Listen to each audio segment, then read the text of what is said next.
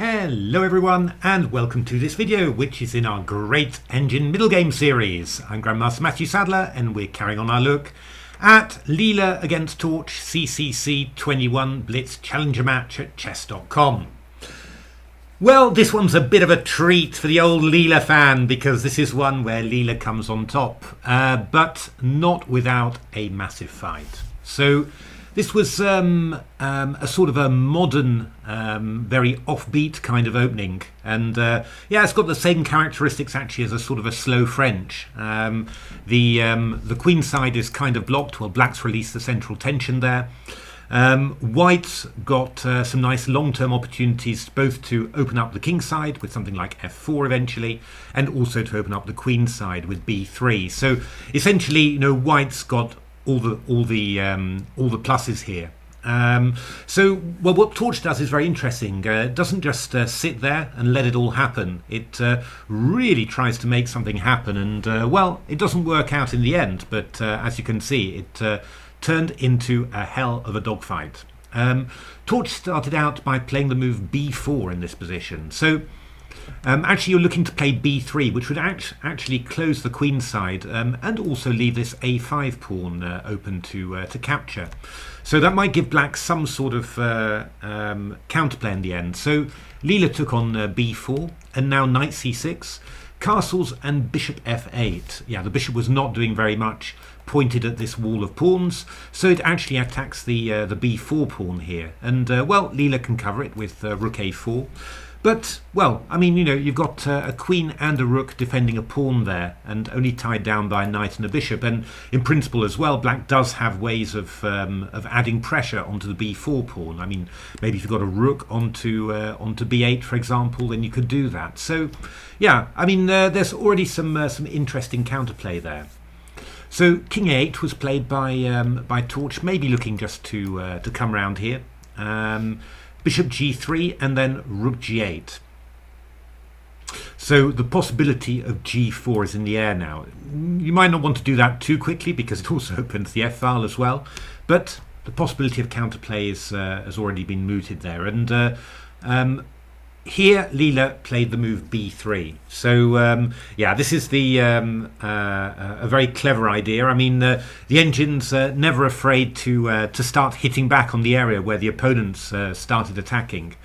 Well, Leela obviously looking to break open the queen side, and well, there's already ideas like bc4, dc4, and then d5, and then e6, opening up the line of the bishop against the queen. So Torch retreats with queen c8, just sidesteps that little threat, and knight f2. So what is Leela aiming for with knight f2? Well, there's a couple of possibilities. Knight g4 could be an idea, just attacking the h6 pawn and sort of clamping down on the f6 square. That knight could also be headed around d1, maybe e3, or maybe b2, just attacking the c4 pawn, trying to force black to do something with that c4 pawn, which will, you know, open up the c file. So Torch played the move f5 here, and yeah, slightly to my surprise. I mean, well, I don't know. I mean, e takes f6 would not have surprised me, put it that way, just to open up some lines and prevent black from closing the king side. On the other hand, knight takes f6 attacks the pawn on h5. Yeah, momentarily the pieces are a bit awkward there because you play bishop g3. You can't play anything like knight g3. So Leela just leaves the pawn on f5 and goes rook c1. And well, what's the aim? We're aiming against the c4 pawn, and then we're going to aim for knight d1 to b2. So Torch prepares something which is pretty stunning, I have to say. It came as a total shock to me when it came out. Played this consolidating move, rook g7, just sort of connecting the rook with the rest of the position, really. You know, this rook can maybe defend along the second rank, also maybe transfer to d7 or c7 if necessary. Leela played knight d1, and now Torch played the rather shocking knight takes e5 here. So what's the idea of knight takes e5? Well, there's a reasonable number of dark squares that are attackable in the white position. And also, you know, white's in the sort of a middle of a transition here with knight d1 maybe coming round to b2, for example. So just for a moment, white's a little bit disorganized. So Torch really takes the chance. So d takes c5 from Leela. Bishop takes c5 would be actually, I think the engine is saying the position's just equal after this. You don't want to start giving up control of your dark squares when black's attacking on the dark squares. And of course, the bishop on g3 is a nice sort of, well, cement on the king side. Now when g4 happens, yeah, it would be much more dangerous for black. So yeah, even though it's, you know, yeah, black's a piece down, but, you know, we've got a rook offside. You know, the pieces are not in great shape there. So yeah, knight f2, g4, fg, bishop e7, even looking for bishop g5 was the way a number of games continued. Oh, let's just show you the end because, yeah, this is dragon against stockfish. Stockfish just kept on sacking. Bishop g5, rook d4, in we go. Rook takes g4, and we've even got this threat of rook g2. So queen h6, rook g2, queen g8. And, well, the best that Dragon could find here was a draw by perpetual. So just shows, you know, these attacks are not without danger. So you've really got to be careful here. But d takes c5 basically, you know, it just keeps, make sure that white's keeping as many pieces as possible around the king and also avoiding weakening the dark squares there. So g4 played by Torch, and the reason for that isn't obvious at first because white plays f4 and it looks like everything's consolidated and cemented, but Torch has definitely got an idea here. d4, b takes c4, knight takes b4. Yeah, I was slightly surprised when I saw that one. What's really the aim of that? But the point is, after takes, you don't go d3 here, which you know, would be possible, but we just meet it with takes and knight b2 and then chase that rook back. Torch's idea here is to play the move queen c6, and out of nowhere it's it's kind of tricky to defend that pawn on g2. So all these moves, they've all been about clearing this path to the g2 pawn. You know, knight takes c5, g4, knight takes b4, all about getting the queen and the bishop lined up on this diagonal. Well, Leela played the only move, king f2, queen g2 check, and king e1. And yeah, interesting problems here. Now, the slight problem for black is that a move like d3 can simply be met by bishop d3 because after rook d3 we've got queen f8 check, and then we'll have bishop f2 check when the king moves to a7. So there's some sort of little problems there on the back rank. So what Torch did was play bishop f3. I mean, it's tricky for white here because white's so constricted. You know, just very, very hard to keep the black pieces at bay here. Bishop f2 played, but now of course we are going to get g3 as well. So yeah, there's all sorts of ideas here. Torch played queen h1 check, king d2, and then rook b7. So just chasing the queen away, and just, well, I suppose sort of saying to the white king, hey, if you try and run over here, you're not going to be safe. And then played the move queen g2, and well, I mean, there really are a lot of threats here. I mean, d3, g3, bishop e2, and g3. You know, I mean, there's all sorts of moves possible here. But Leela played the very calm king e1, and the idea is that if you play queen h1, we're going to go knight g1 here. And the slight inconvenience here is that if you go g3, then I've got this move queen takes f3. Just the queen across the third rank is defending. So bishop e4, bishop takes e4, f takes e4. I mean, this would be totally scary if I was facing this as a human player. I'd probably be assuming that I might well be lost. You know, it wouldn't surprise me enormously. But the engines think that white's good. Just king f1, just dealing with the immediate threats and enabling you to take like this after e3. And yeah, you know, I mean, black's attack is kind of over there.